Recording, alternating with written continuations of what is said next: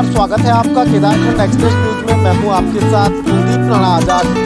इस वक्त हम पौड़ी गढ़वाल में मौजूद हैं, पौड़ी जिला मुख्यालय में इस वक्त मौजूद हैं और एक शानदार पार्क जो प्रकृति की गोद में बना हुआ है और इस पार्क का नाम है कंडोलिया पार्क। जब आप कभी भी पौड़ी आएंगे तो इस पार्क के दीदार ज़रूर करिएगा, लेकिन जो लोग नहीं आ सकते हैं हम उनके लिए ये खास रिपोर्ट बना रहे हैं।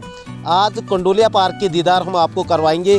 अगर हम अभी पीछे की तस्वीरें दिखाएंगे तो इसका मुख्य गेट यहाँ पे है और मुख्य गेट से जैसे ही आप एंटर होंगे तो आप देख पाएंगे कि चारों तरफ, क्योंकि इस वक्त रात का ये दृश्य है और रात में भी कितना खूबसूरत, कितनी सुंदर तरीके से इस पार्क को बनाया गया है, सजाया गया है और इसमें अनेक तरीके के बहुत सारी चीज़ें आपको देखने के मिलेंगी।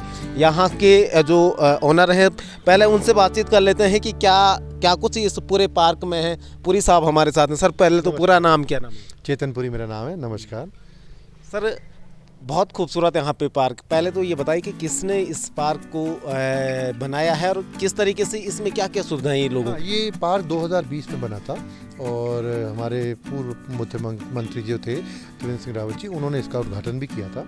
फिर कोविड आ गया, कोविड के बाद ये पार्क बन रहा और उसके 2 साल के बाद ये पार्क शुरू हुआ। पिछले साल हम लोगों ने इसको टेंडर प्रक्रिया थी, उसके थ्रू हमने इसको भरा था और भरने के बाद हमने ये पार्क लिया था। तब से लेकर के अब तक हम इस पार्क के अंदर धीरे धीरे कर करके चीज़ें बढ़ाते जा रहे हैं बच्चों के लिए भी। और इस साल हमने सोचा है कि हम बड़ों के लिए भी काफ़ी एक्टिविटीज़ लाएंगे, क्योंकि पिछले साल हमारे पास टाइम बहुत कम था, सिर्फ 1 महीना था, उसके बाद बारिशें शुरू हो गई थी तो हम काम ज़्यादा बढ़ा नहीं पाए थे और हम एक्टिविटीज़ जोड़ नहीं पाए थे। पर इस साल जैसे हमारे पास टाइम है तो हम लोगों ने इसमें बच्चों के लिए कुछ बाउंसीज के सिवाय बच्चों के लिए इलेक्ट्रिक कार्स जोड़ी हैं। बोटिंग के लिए हमने बच्चों के लिए बोटिंग के लिए जोड़ा है।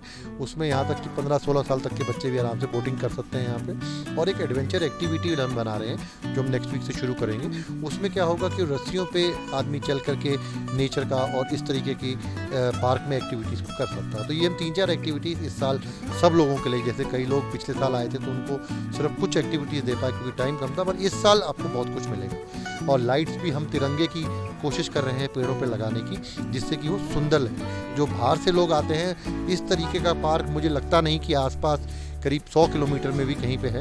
तो जब आएँ वो पौड़ी तो कम से कम इस पार्क में आकर के, यहाँ का रेस्टोरेंट है वहाँ खाना भी खा सकते हैं। हम लोग वेजिटेरियन सर्व करते हैं, नॉन वेज नहीं सर्व करते। और साथ ही साथ यहाँ पे जो भी आपको एक्टिविटीज़ हैं वो भी इंजॉय करें, तो ये हमारा चाहत है। बिल्कुल, खास तौर पे हम देख भी पा रहे हैं कि क्योंकि प्रकृति के बीच ये पार्क है और अगर ज़मीन पे देखेंगे तो पत्थर यहाँ पे लगे हुए हैं, पत्थरों से बैठने के लिए भी जो पेड़ की वो है उससे किया गया। सर, अगर खास तौर पे हम बात करें, जैसे बहुत सारे टूरिस्ट आते हैं कि जो बाहर से स्टे करना चाहते हैं, उनके लिए क्या व्यवस्था है? उनके लिए व्यवस्था वैसे तो यहाँ पर 5-6 रिजॉर्ट्स हैं और मेरे को लग रहा है इस साल के अंदर 3-4 और बड़े अच्छे रिजॉर्ट्स बन रहे हैं। उसी के साथ हमारे पास 2 ऊपर वुडन कॉटेजेस हैं।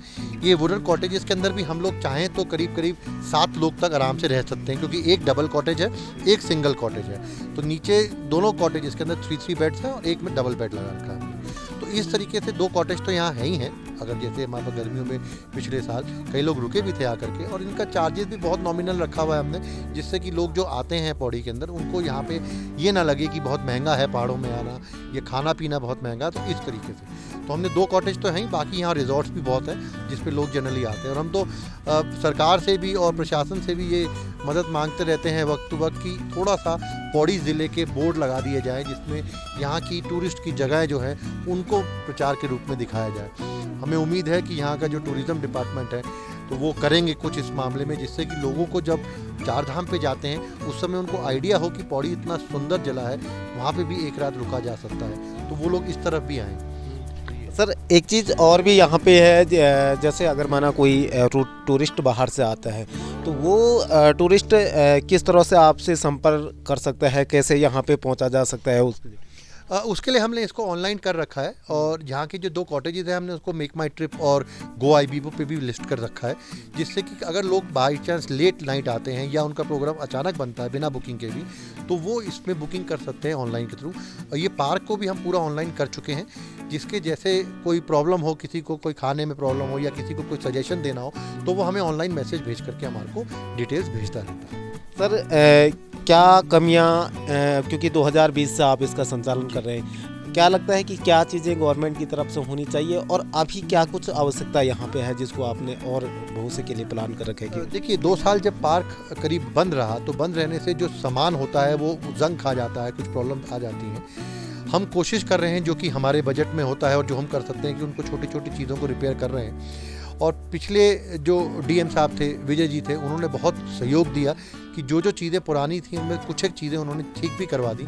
अब कुछ एक चीज़ें रह गई, हम नए डीएम साहब आशीष जी के पास रिक्वेस्ट देंगे कि वो छोटा मोटा काम अगर गवर्नमेंट अपने लेवल पे जिन्होंने ये बनाया है पार्क और जिन्होंने ये किया है तो वो आकर के उन छोटी छोटी चीज़ों को ठीक कर दें तो पार्क में मुझे लगता नहीं कि कोई प्रॉब्लम ज़्यादा आएगी और लंबा चलेगा। रिस्पॉन्स कैसा मिला आपने जब से आप रिस्पॉन्स जब हमने शुरू किया था तो बहुत अच्छा था। उसके बाद फिर बारिशें और ठंड में यहाँ कम हो जाते हैं क्योंकि पर्यटक तो नहीं आते बाहर से, लोकल क्राउड आता है। तो लोकल क्राउड के अंदर हम लोग यहाँ पे माने तो ठीक था क्राउड, पर उम्मीद है कि इस साल अच्छा होगा। क्योंकि एक्टिविटीज़ भी हमने बढ़ा दी हैं और लोगों के लिए चीज़ें भी बढ़ जाएंगी, तो हमें उम्मीद है कि इस साल ज़्यादा होगा। और हमने स्पेशली इस साल गर्मियों के अंदर कुछ यहाँ के लोकल गायकों से बात करी है जो कि हर शाम को आकर के यहाँ पे गाना या कुछ म्यूज़िक या कुछ सितार या कोई बांसुरी बजाएंगे। उनको हम अपनी तरफ से कुछ ना कुछ देंगे, जबकि सब लोगों के लिए ये फ्री रहेगा, पर हम चाहेंगे कि वो कुछ लोकल यहाँ पे दिखाएं जिससे कि जो पर्यटक बाहर से आए तो यहाँ की लोकल कल्चर को देखे आकर के कि क्या है। प्लस यहाँ पे हमने लोकल पिछले साल भी मिठाइयाँ रखी थी जो कि यहाँ पे ही बनती हैं और फ्रेश मिठाइयाँ थी जो हमने बेची थी। इसी तरीके से इस साल भी हम वो पूरा काउंटर मिठाइयों का रखेंगे। सर कितना शुल्क यहाँ पे है, अगर कोई आता है तो उसको कितना पे करना है? हमने यहाँ पे इनिशियली 5 रुपये की सिर्फ फीस रखी है हर जने के लिए, जो कि कंफर्टेबली शायद मेरे को लगता है हर बंदा दे सकता है। हम कोशिश कर रहे हैं कि हम इसको 10 रुपये तक ले आएँ क्योंकि एक्टिविटीज़ हम बढ़ाना चाहते हैं, पर अभी हमने फाइनल डिसीजन नहीं लिया है। फिलहाल 5 रुपये की फ़ीस है, 5 रुपये ही सिर्फ देने होते हैं आपको पार्क में आने के लिए। बहुत धन्यवाद हमारे साथ जुड़ने के लिए। तो